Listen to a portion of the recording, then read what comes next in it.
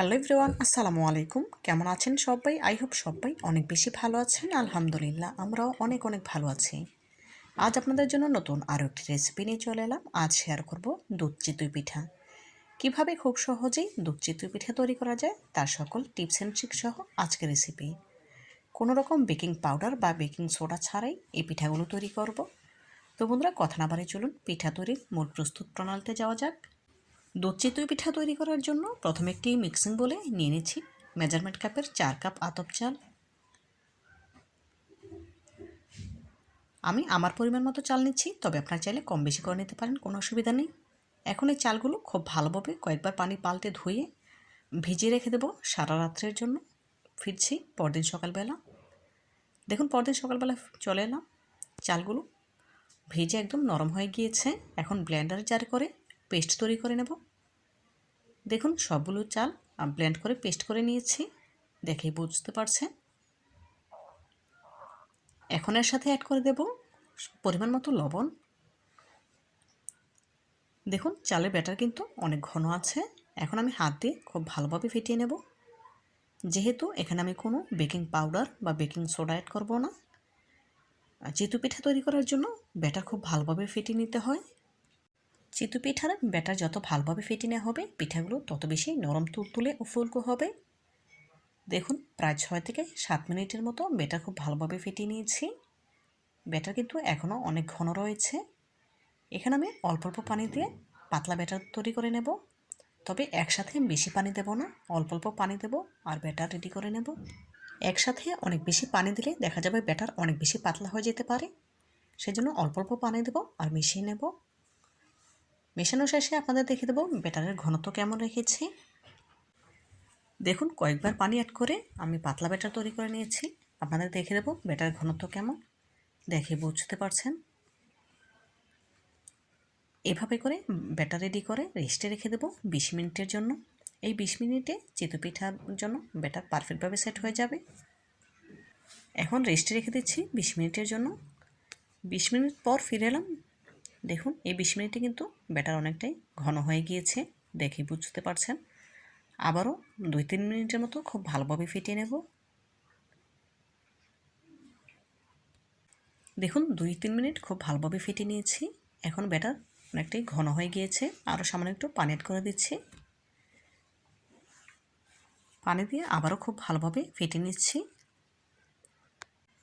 দেখুন, ফেটিয়ে নেওয়ার পর সর্বশেষ ব্যাটারের ঘনত্ব দেখে বুঝতে পারছেন, এতটা পাতলা করে ব্যাটার রেডি করে নিতে হবে। এখন চিতই পিঠা তৈরি করার জন্য সরাসরি চুলায় চলে যাব।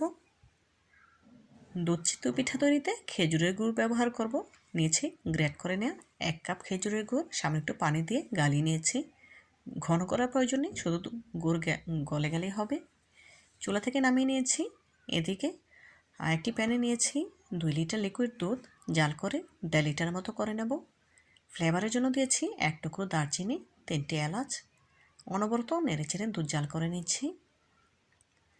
দুধ জাল করে বেশি ঘন করার প্রয়োজন নেই। 2 লিটার দুধ জাল করে 1.5 লিটারের মতো করে নিলে হবে। এর থেকে বেশি ঘন করলে পিঠাতে আবার দুধের শিরা প্রবেশ করতে চাইবে না। দেখুন, প্রায় 1.5 লিটার মতো হয়ে এসেছে। এখন এর সাথে অ্যাড করে দিচ্ছি আগে থেকে যে খেজুরের গুড়টা আমি গালিয়ে নিয়েছিলাম, সেই গুড়টা দিয়ে দিলাম। অনেক সময় দেখা যায় সরাসরি গুড়টা ব্যবহার করলে দুধ ফেটে যায়। এভাবে করে যদি খেজুরের গুড়টা গালিয়ে নেন, তখন আর দুধ ফেটে যাবে না। দেখুন, এই পর্যায়ে দুধ জাল করা হয়ে গিয়েছে। ফ্লেভারের জন্য যে এলাচ দারচিনিগুলো দিয়েছিলাম সেগুলো তুলে ফেলে দিয়েছি। এখন চুলা থেকে নামিয়ে নিয়েছি। এদিকে একটি মাটির তাওয়া বসিয়ে নিয়েছি চিতই পিঠা তৈরি করার জন্য। সামনে একটু তেল ব্রাশ করে নিলাম। চিতই পিঠা তৈরি করার জন্য মাটির তাওয়া অবশ্যই পুরোপুরি গরম থাকতে হবে, আর গ্যাসের ফ্লেম অবশ্যই হাই হিটে রাখতে হবে। কম আঁচে করে চিতই পিঠা তৈরি করলে সেক্ষেত্রে পিঠাগুলো ফুলকো হবে না। ব্যাটার দিয়ে নিয়েছি, এখন ঢাকা দিয়ে জাল করে নেব 3 মিনিট। দেখুন, এই 3 মিনিটে পিঠাগুলো কতটা ফুলকো হয়েছে দেখে বুঝতে পারছেন। আর তেল ব্রাশ করার কারণে খুব সহজেই তাওয়া থেকে পিঠাগুলো উঠে আসছে, দেখেই বোঝা যাচ্ছে। এভাবে করে তেল ব্রাশ করে নিলে পিঠাগুলো খুব সহজেই উঠে আসে, তখন আর কোনো রকম ঝামেলার মনে হয় না।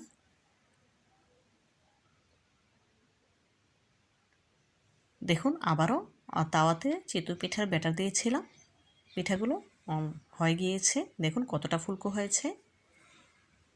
বন্ধুরা, আপনারা যদি কোনো রকম বেকিং পাউডার বা বেকিং সোডা ছাড়া এই পিঠাগুলো তৈরি করতে চান তাহলে আমার রেসিপিটি হুবহু ফলো করবেন, ইনশাআল্লাহ আপনারাও পারফেক্টভাবে চিতই পিঠা তৈরি করতে পারবেন। এভাবে যদি বেকিং পাউডার বা সোডা ছাড়াই চিতই পিঠা তৈরি করা যায় তাহলে আর কোনো রকম বেকিং পাউডার বা সোডা দেওয়ার দরকার পড়বে না। দেখুন এক এক করে সবগুলো চিতই পিঠা তৈরি হয়ে গিয়েছে। কতটা ফুলকো হয়েছে চিতই পিঠাগুলো দেখেই বুঝতে পারছেন। দেখুন তলাতে কিন্তু একটু পড়ে যায়নি। এখন এই পিঠাগুলো আগে থেকে যে দুধের শিরাটা আমি রেডি করে রেখেছিলাম আরও একবার বরফ তুলে নিয়েছি। এখন পিঠাগুলো এক এক করে গরম শিরা দিয়ে দেব। পিঠাগুলো ঠান্ডা হলে কোনো সমস্যা নেই, কিন্তু দুধের শিরাটা একদম পুরোপুরি গরম থাকতে হবে। এক এক করে পিঠাগুলো দিয়ে দিচ্ছি। এই পিঠাগুলো দুধের শিরা ভিজিয়ে রাখতে হবে কমপক্ষে 5 থেকে 6 ঘন্টা। আমি যেহেতু রাত্রে দুধের শিরা দিয়েছি, সারা রাত্র রেখে সকালবেলা ফিরে আসব। দেখুন খুন্তির সাহায্যে একটু চেপে দিচ্ছি যাতে করে সবগুলো পিঠাতে সমানভাবে দুধের শিরাটা ঢুকতে পারে। এখন ঢেকে রেস্টে রেখে দিচ্ছি সারা রাত্রের জন্য। পরদিন সকালবেলা ফিরে এলাম। দেখুন চিতই পিঠার কালার কিন্তু অনেকটাই চেঞ্জ হয়ে গিয়েছে সারা রাত্র দুধের শিরায় থাকার কারণে। এখন এই চিতই পিঠাগুলো একটি সার্ভিং প্লেটে সার্ভ করে আপনাদের সাথে শেয়ার করব। দেখুন এক এক করে সার্ভিং প্লেটে চিতই পিঠাগুলো সার্ভ করে নিচ্ছি।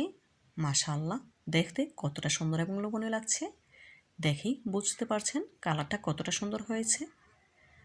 দেখতে যতটা সুন্দর হয়েছে খেতে তার থেকেও অনেক বেশি মজাদার আর অনেক বেশি সফট হয়েছে।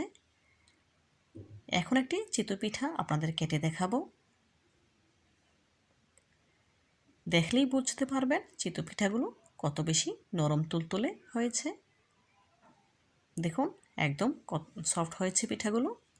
তো বন্ধুরা, আমার রেসিপিটি ফলো করে আপনারা একবার হলেও এই শীতে পিঠার সিজনে দুধ চিতই পিঠা তৈরি করে খেয়ে দেখবেন, ইনশাআল্লাহ অনেক বেশি ভালো লাগবে। তো বন্ধুরা, আজকের মতো বিদায় নিচ্ছি।